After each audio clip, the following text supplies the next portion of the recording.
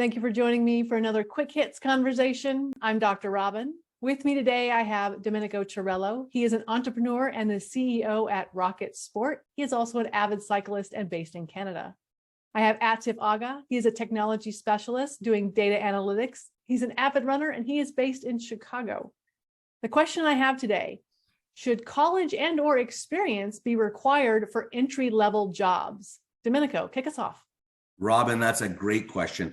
The first thing that comes to my mind is I have two children who are in university, soon to graduate, one studying engineering and one studying medicine. When you're talking about a position like an engineer or a doctor, you obviously have to have experience before you get this quote unquote entry-level job. And experience comes in volunteering. It could become what they call in Canada stage, which is during the summer times you're working for a firm. And that is definitely critical if you're talking about an entry-level job. Atif, what do you think?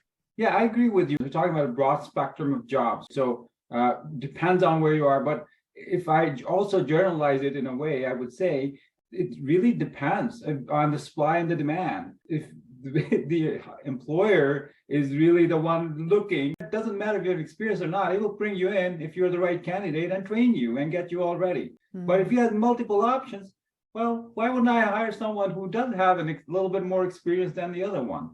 I do feel like some organizations are lazy in that they have an entry-level job that's paying minimum wage or maybe a little better than minimum wage, and they say college degree required. If you're paying minimum wage, I don't think you can require a college degree. I think that's unreasonable. You're absolutely right, Robyn. And in today's world where we have to frame ourselves into what's happening in the world, Canada, USA, Europe, everybody complains about one thing right now: no employees. Restaurants can't find it, secretarial, warehousing, airport luggage guys, airlines. It's unbelievable. If you see on social media, everybody's looking for employees. And so what happens is people walk in the door and they actually hire you like on the spot. I mean, there's no interview process that's that thorough. Basically, they're in such a demand for employees that these people are being hired like right off the street.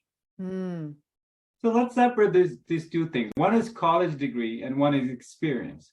So yes, you could get a experience within your college while you're getting your degree, and that's your college experience. That may not be as good as a corporate experience. So the question really comes to my mind is, why are they asking for an experience for an entry-level job? If again, you're somebody in a restaurant, well, why do you need experience? What kind of experience do you need? And do you need a degree for it? No, I agree with you. I think white versus blue collar is the issue. Accountants and doctors and engineers, definitely they need that. On the other hand, like I said, restaurant staff, warehouse staff, administrative staff, you kind of learn as you go. Sometimes you have to lower your standards to meet your needs. So it's like that. So employers have to, if they're not finding people to help in the restaurant or help do other chores, and they're like, okay, we'll lower our standards to meet just anybody, and we'll try to train them and get them up to speed because we have a need. The other jobs, where technology jobs, for example, it's highly recommended to have someone, even if it's fresh out of school, to have some experience in the college, to understand how they work. Are they motivated enough to really, are they going to be a good fit for the team? So there are a lot of other factors, but the key thing that I sometimes think about is when you say it's an entry-level job, is that really employer trying to squeeze, pay you less, even you have experience? That's what they're trying to do. And we don't see that these days, especially because there's abundance of money. There's just lack of resources and the right people, at least if you look at the open positions today. I think I have a unique perspective on this because I didn't have a college degree until I was 32.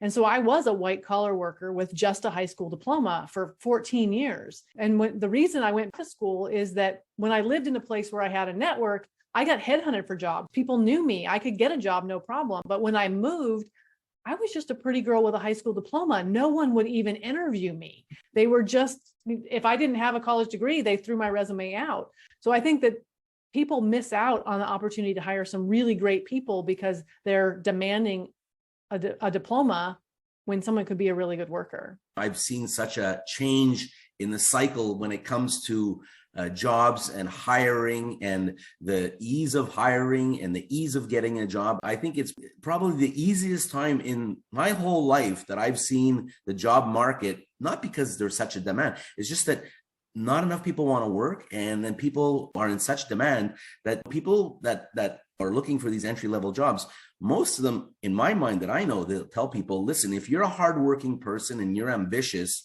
I'm willing to train you. I'm willing to teach you what it needs to be, what needs to get done. And I think the most important thing that people, or at least employers, want to see is that people want to work. I think hungry to work and willing to be abused are two, there's a dichotomy there. Because I do think that some employers, like I've seen people say nobody wants to work. And then I look at the job they're offering and I'm like, no, nobody wants to do that job for that pay. That's not reasonable. And another thing, so I think it might be just a phase where people did maybe save up some money during pandemic and they're like, I'm going to be picky and what I do, and they're not experimenting, and it's going to settle, it's going to come back to its normal where there, people will have to compromise because that's how it works. There's nobody who wants to work from 9 to 5 every day because they'll love it. It's just, it's a compromise. But at the same time, I want to share a little perspective from IT. If you look at today's job description, the degrees really don't matter. There's most of the job positions say 6 years of experience or a high school diploma, or it's 8-year experience or 4-year experience with an undergrad degree. That's so common these days because in technology, the degrees very likely don't matter if you have the right experience.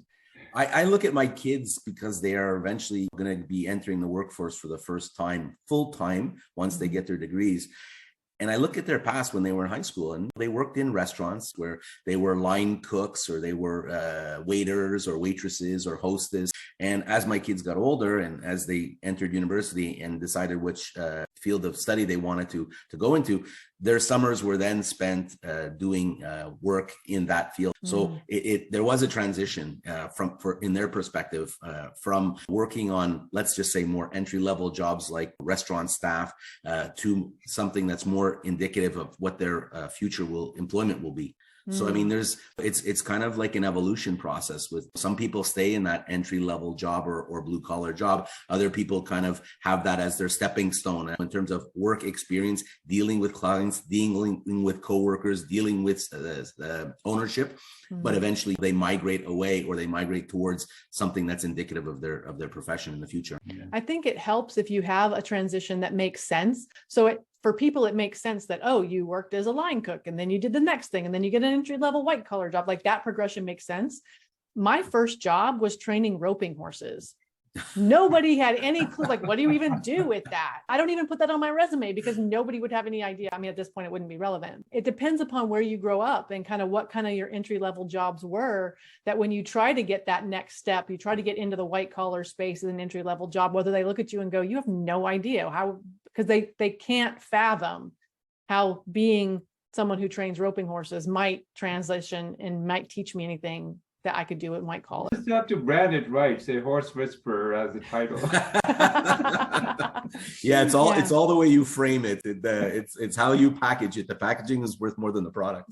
Right. Yeah, exactly. So I do think, are we saying then that it's unreasonable for some entry-level jobs to expect experience or college degrees, but in other cases it might be reasonable? I like I said, when I look at restaurant, warehouse staff, administrative staff, like I said, it's are you hungry to work? You want to work? I can teach you, I can train you, I can help you get along the way.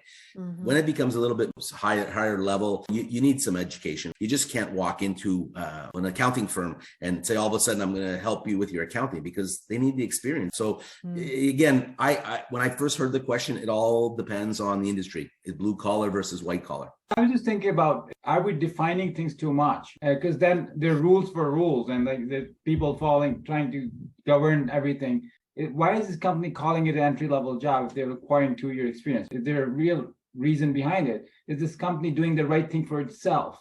I think those are the questions that a company, any corporate, should ask when they're posting a position. And I leave it to that, if that's what they want. But if they're really trying to just scrimp some money and just call it an entry-level job when they're really requiring an experienced person, well, you're going to lose that person within 6 months or maybe 3 months or even sooner. So it's really I'm not up too much of defining everything for other people. Let things settle down itself eventually. All right, gentlemen. Well, that is our 10 minutes. Thank you for having this conversation with me. And I look forward to speaking to each of you again really soon.